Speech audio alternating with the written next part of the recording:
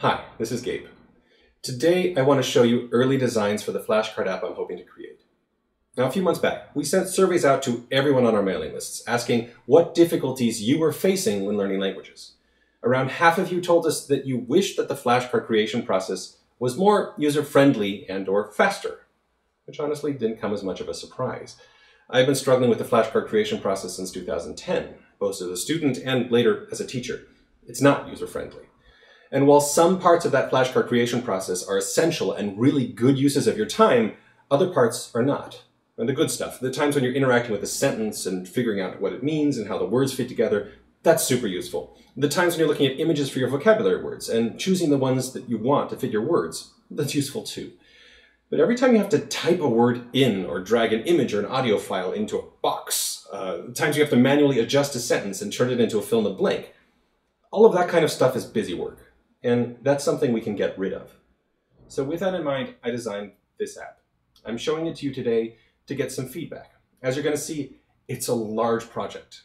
We're going to do a second Kickstarter to fund it, and we need feedback from you to figure out how best to run that Kickstarter.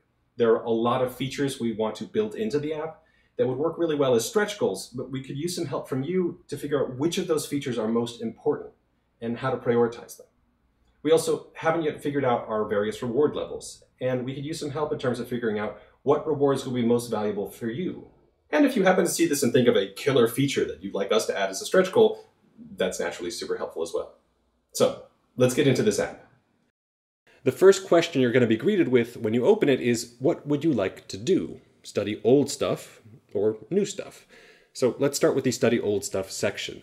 This section is fairly standard for any spaced repetition system. You'll get a pile of flashcards to study that you've either created previously or that came with a pronunciation trainer in our case.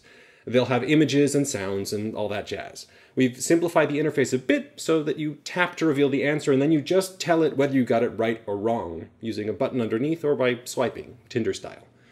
If you want your cards to have extra information on them, like gender mnemonics or personal notes, then those will be available too. We actually want to create a pretty sophisticated and easy-to-use mnemonic system that would let you really easily connect an image, like a lightning bolt, to a concept, like masculine gender in Spanish, and then link that image to words with just a couple of taps. So that's the Study Old Stuff section for now. There's some future features I want to add here, things like audio-only flashcards, but let's move on to the rest of the app.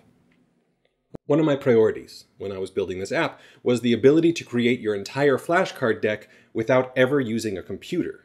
So the rest of this app is all about deck building.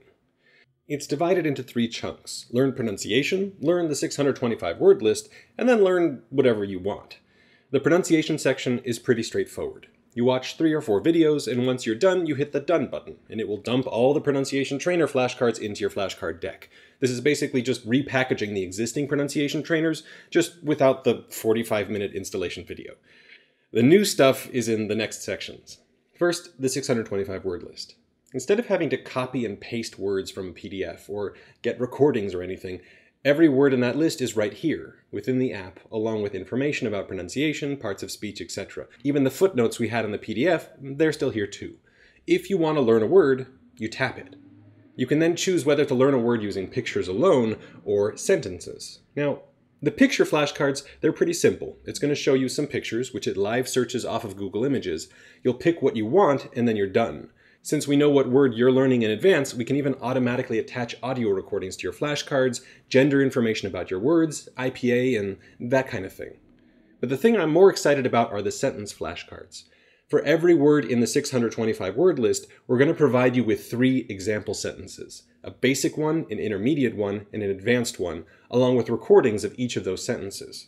So let's choose the intermediate one here. As before, you'll choose a picture for white.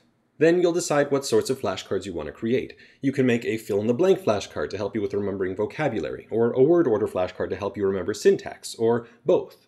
For conjugated verbs or declined adjectives and nouns, there would be additional options for flashcards to help you remember those conjugations. Since we're the ones creating the example sentences here, we can provide that information in advance. So you don't need to go searching for conjugation charts and things. They'll all be pre-populated on your flashcards. Once you've chosen your flashcard types, It's going to put you back into the original sentence, where you can play around and really figure out which word does what, tapping on words to get translations and play recordings. Once you get a feel for how the sentence works, you can choose additional words and make flashcards for them as well. Let's choose perrito, puppy, and play around with the image search engine. Now suppose I wanted to look for different images than the default ones that Google gave me. I can click Find and it'll pop up the image search interface. Now typing is annoying on phones, and so I wanted to give you a way to search for things without requiring you to type. And so instead of typing, you can tap on words in either the English or Spanish versions of the sentence. Here's puppy, puppy white,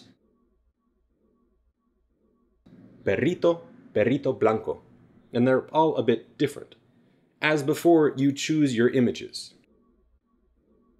You choose your flashcard types, decide whether you want to make any more flashcards, and if not, then you can preview the flashcards you've created. We've made 5. And if you want to do some more fine-tuning to your flashcards, adding personal connections or definitions or mnemonics, or if you want to mess around with a fill-in-the-blank sentence to remove clues and increase difficulty, all of that is available just a tap or two away. But if you don't want to do that, you can simply click Add to Deck and proceed to the next word or the next sentence until you've finished the 625 words. Now, if you have finished those words, or if you're in a class or reading a book and you have other words or sentences you'd like to learn, then you can add them in the 3rd section of this app. We're also hoping to make a simple web app that would allow you to really easily add sentences in bulk, since it is easier to type out or copy and paste sentences with a computer than a phone. We'd also really like to integrate that with our tutoring web app, so that you can work with a tutor, come up with sentences together, and then synchronize those sentences and their recordings to your phone. And that leads me to a pretty huge thing that I'd like to do with this app. I've personally been working on Japanese and Spanish with tutors for the last couple of years, and over the course of doing that, I've created a couple thousand personalized example sentences with recordings. That's been super helpful for me, but useless for everybody else learning Japanese or Spanish. But what if all of those sentences were available to you? And more than that, what if everyone who used this program could share sentences in a giant searchable database? So that's the thing I want to make. You can see a couple of these under Blanco. You have a list of available sentences from the community database that include this word, along with statistics as to how many other users have favorited these sentences, whether there are recordings available, and proofreading status. I discussed this feature with some of you a few months ago, and it seemed like it was really appealing to get access to other people's sentences, but only if you could be sure that the sentences were correct. So the solution we've landed on is to have a staff of native speakers who can proofread the incoming sentences, approve the good ones, record the most popular ones, and be available to answer grammar questions in the comment threads attached to every single sentence. That way, we're not just creating a random assortment of thousands of user-generated sentences, but rather a curated database of really high-quality proofread material with educational discussions and with recordings. And that's a resource that grows with more users and more time, and will become something really powerful from a learning standpoint. We would make a web app that allows you to easily browse and search through that database and synchronize your favorite sentences to your phone. That's about it for version 1 of the app. Below, you'll find information about some of the features we're interested in adding to it, if we get enough funding to do so.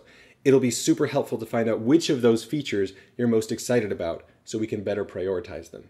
Thanks so much for staying with me through this whole video, and yeah, let me know what you think. Thanks.